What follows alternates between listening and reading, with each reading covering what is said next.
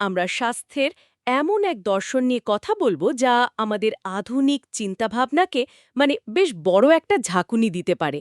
আমাদের হাতে রয়েছে অর্গানেন অফ মেডিসিন বইটির কিছু নির্বাচিত অংশের অনুবাদ, আর আমাদের আজকের মিশন হল এই লেখার গভীরে ডুব দিয়ে রোগ আর চিকিৎসার এক সম্পূর্ণ ভিন্ন দৃষ্টিকোণ বোঝার চেষ্টা করা। ঠিক তাই।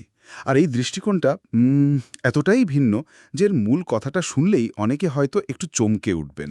আর সেই মূল কথাটা দিয়েই শুরু করা যাক। এই পাঠ্যগুলো বলছে যে একজন চিকিৎসকের প্রধান এমনকি একমাত্র কাজ হল রোগের লক্ষণগুলো দূর করা। রোগের ভেতরের কারণ কি তা নিয়ে খুব বেশি মাথা ঘামানোর দরকার নেই।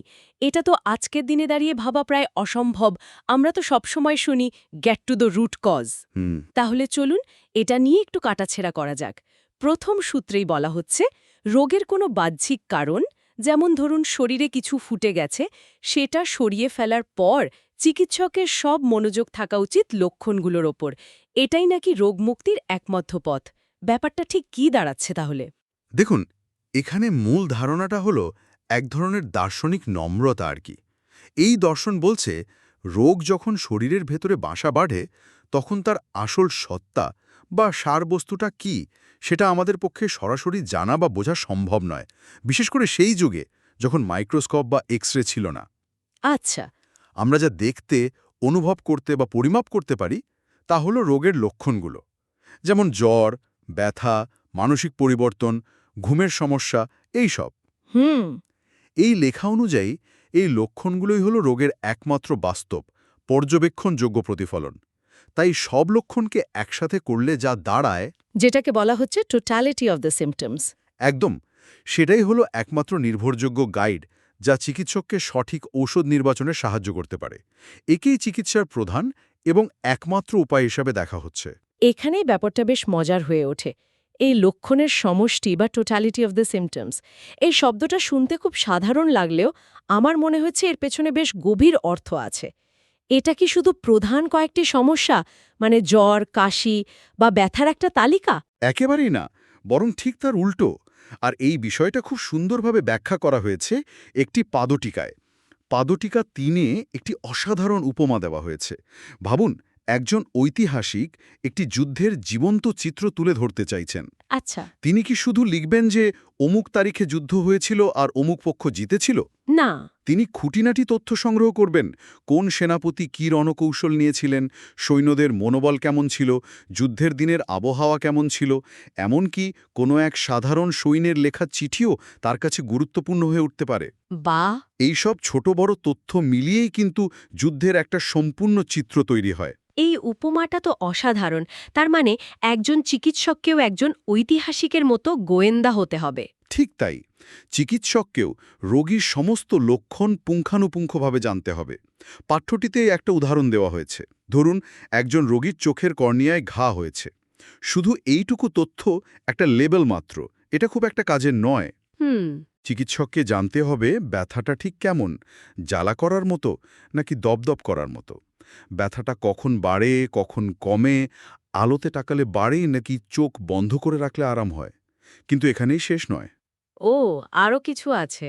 অবশ্যই এর সাথে সম্পর্কিত অন্য লক্ষণগুলোও সমান গুরুত্বপূর্ণ। যেমন রোগীর নাক দিয়ে জল পড়ছে কিনা, তার মুখের স্বাদ কেমন, রাতে ঘুমের মধ্যে সে চমকে ওঠে কিনা, তার মেজাজ খিটখিটে হয়ে গেছে কিনা, আচ্ছা। বা কোনো বিশেষ খাবার খাওয়ার ইচ্ছে হঠাৎ করে বেড়ে গেছে কিনা। এই সমস্ত ছোটখাটো আপাতদৃষ্টিতে অপ্রাসঙ্গিক লক্ষণগুলো সেই সম্পূর্ণ চিত্রটা তৈরি করতে সাহায্য করে। পাদটিকায় হ্যানিম্যানের সময়ের কথা উল্লেখ করে বলা হয়েছে যে সেই সময়ের চিকিৎসকরা প্রায়শই এই পরিশ্রমটা করতেন না। তারা রোগের একটা নাম দিয়ে দিয়ে চিকিৎসা শুরু করে দিতেন, কিন্তু মানুষটার সম্পূর্ণ গল্পটা শোনার চেষ্টা করতেন না। অর্থাৎ আলাদা আলাদা অঙ্গের সমস্যা হিসেবে না দেখে মানুষটাকে সামগ্রিকভাবে দেখা। রোগটার চিকিৎসা নয়, বরং যে মানুষটা অসুস্থ তার চিকিৎসা করা। একদম। তবে এখানে একটা ব্যতিক্রমের কথাও তো বলা হয়েছে, তাই না? সব ক্ষেত্রেই কি এই নিয়মটা প্রযোজ্য? হ্যাঁ, একটা অত্যন্ত গুরুত্বপূর্ণ এবং বাস্তবসম্মত ব্যতিক্রমের কথা উল্লেখ করা আছে। জন্মগত শারীরিক বিকৃতি বা কনজেনাইটাল ম্যালফর্মেশনের ক্ষেত্রে এই নিয়ম প্রযোজ্য নয়। অর্থাৎ যদি কেউ জন্ম থেকেই কোনো শারীরিক ত্রুটি, যেমন ধরুন কাটা ঠোঁট, নিয়ে জন্মায়, সেক্ষেত্রে ওষুধের মাধ্যমে লক্ষণ দূর করার চেষ্টাটা অর্থহীন। সেক্ষেত্রে সার্জারি লাগবে। হ্যাঁ, তার জন্য শল্য চিকিৎসা বা সার্জারির প্রয়োজন। এই দর্শন সেই বাস্তবতাকে অস্বীকার করে না, যা মূলত যান্ত্রিক বা কাঠামোগত সমস্যা, তার সমাধানও যান্ত্রিকভাবেই করতে হবে। বেশ, এই যে সম্পূর্ণ চিত্র দেখার কথা বলা হচ্ছে, এটা আমাকে একটা বড় প্রশ্নের দিকে ঠেলে দিচ্ছে। যদি আমরা এই সম্পূর্ণ চিত্রটাকেই মুছে ফেলতে পারি, মানে সব লক্ষণ দূর করে দিই, তাহলে কি ক্যানভাসটা সত্যিই খালি হয়ে গেল?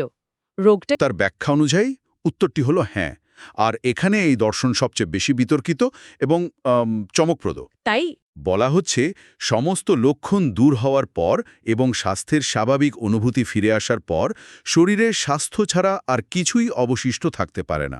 এক মিনিট, এখানে আমি একটু থামতে চাই। কারণ সাধারণভাবে তো মনে হতে পারে যে লক্ষণ চলে গেলেও হয়তো রোগের বীজ ভেতরে রয়ে গেল। আজকের বিজ্ঞান তো বলে যে অনেক রোগের অ্যাসিম্পটোম্যাটিক পর্যায় থাকে, যেখানে কোনো লক্ষণই নেই অথচ রোগটা ভেতরে ভেতরে বাড়ছে, যেমন উচ্চ রক্তচাপ বা প্রাথমিক পর্যায়ের ক্যান্সার। এই দর্শন কি সেই বাস্তবতাকে অস্বীকার করছে? এটা একটা খুবই গুরুত্বপূর্ণ প্রশ্ন। এর উত্তরটা বুঝতে হলে আমাদের সেই সময়ের প্রেক্ষাপট এবং এই দর্শনের মূল ভিত্তিটা বুঝতে হবে। এই দর্শনের ভিত্তিটা হলো আমাদের শরীরে একটি অদৃশ্য জীবনশক্তি বা ভাইটাল ফোর্স আছে, যা শরীরকে সুস্থ ও সুশৃঙ্খল রাখে। এটা অনেকটা প্রাণ বা চিয়ের মতো একটা ধারণা। আচ্ছা। এই দর্শন অনুযায়ী রোগ কোনো জীবাণু বা কোষের বিকৃতি নয়, রোগ হলো এই জীবনশক্তির বিশৃঙ্খলা, আর রোগের লক্ষণগুলো আসলে ওই ভেতরের বিশৃঙ্খলারই বাহ্যিক প্রকাশ। ও আচ্ছা, অর্থাৎ লক্ষণ আর রোগকে এখানে আলাদা করে দেখা হচ্ছে না, লক্ষণগুলোই হলো রোগের ভাষা। একদম। তাই যখন ঔষধ প্রয়োগের মাধ্যমে লক্ষণগুলো স্থায়ীভাবে দূর হয়ে যায়, তার মানে হলো জীবনশক্তি আবার তার স্বাভাবিক সুশৃঙ্খল অবস্থায় ফিরে এসেছে। আর জীবনশক্তি স্বাভাবিক অবস্থায় ফেরা মানেই হলো রোগের ভেতরের সেই সারবস্তু বা মূল কারণটাই নির্মূল হয়ে গেছে। আর আপনার এসিম্পটোম্যাটিক রোগের প্রশ্নটার ক্ষেত্রে এই দর্শন অনুযায়ী জীবনশক্তি যতক্ষণ পর্যন্ত শক্তিশালী থাকে ততক্ষণ সে ভেতরের সমস্যাকে আটকে রাখে। যখন সে দুর্বল হয়ে পড়ে তখনই লক্ষণ প্রকাশ পায়। তাই লক্ষণ মুক্তিকেই প্রকৃত আরোগ্য হিসেবে দেখা হচ্ছে। কিন্তু ধরুন একটা টিউমার, তার লক্ষণ হলো ব্যথা বা অস্বস্তি। শুধু সেই লক্ষণগুলোর চিকিৎসা করলে টিউমারটা তো অদৃশ্য হয়ে যাবে না, তাই না? ঠিক। আর এখানেই আগের ব্যতিক্রমটা আবার প্রাসঙ্গিক হয়ে ওঠে। যখন কোনো রোগ এতটা এগিয়ে গেছে যে তার শরীরে একটা স্থায়ী কাঠামোগত পরিবর্তন এনে দিয়েছে, যেমন একটা বড় টিউমার, তখন সেটা আর শুধু জীবনশক্তির বিশৃঙ্খলা নয়, সেটা একটা ভৌত বাধা বা ফিজিক্যাল অবস্ট্রাকশনে পরিণত হয়েছে। সেক্ষেত্রে সার্জারির প্রয়োজন হতে পারে। এই দর্শন মূলত সেই সব কার্যকরী বা ফাংশনাল রোগ নিয়ে কথা বলছে, যেখানে শরীরের অঙ্গপ্রত্যঙ্গ বিকল হয়নি, কিন্তু তাদের স্বাভাবিক কাজ ব্যাহত হচ্ছে। বোঝা গেল। তাহলে এই দর্শন যদি লক্ষণের সমষ্টির ওপর এতটা জোর দেয়, তাহলে প্রচলিত চিকিৎসা, যা প্রায়শই একটা নির্দিষ্ট লক্ষণকে টার্গেট করে, যেমন ব্যথার জন্য পেনকিলার বা অ্যাসিডিটির জন্য অ্যান্টাসিড, সেই ব্যাপারে এই দর্শনের কি বলার আছে? খুবই কড়া অবস্থান। পাদটিকা 4-এ এই ধরনের একমুখী চিকিৎসার তীব্র সমালোচনা করা হয়েছে, যাকে অ্যালোপ্যাথিক প্যালিয়েটিভ চিকিৎসা বলা হয়েছে। পাঠ্যটিতে বলা হয় অনেক সময় রোগের অনেকগুলো লক্ষণের মধ্যে শুধু একটি প্রধান বা সবচেয়ে কষ্টদায়ক লক্ষণকে দমন করার জন্য খুব শক্তিশালী ঔষধ প্রয়োগ করা হয়। হ্যাঁ, যেটা তো আমরা প্রায় সবাই করি। যেমন বাচ্চার জ্বর এলেই প্যারাসিটামল দিয়ে জ্বরটা নামিয়ে দেওয়া, বা মাইগ্রেনের যন্ত্রণা শুরু হলেই একটা শক্তিশালী ব্যথানাশক খাওয়া। ঠিক তাই।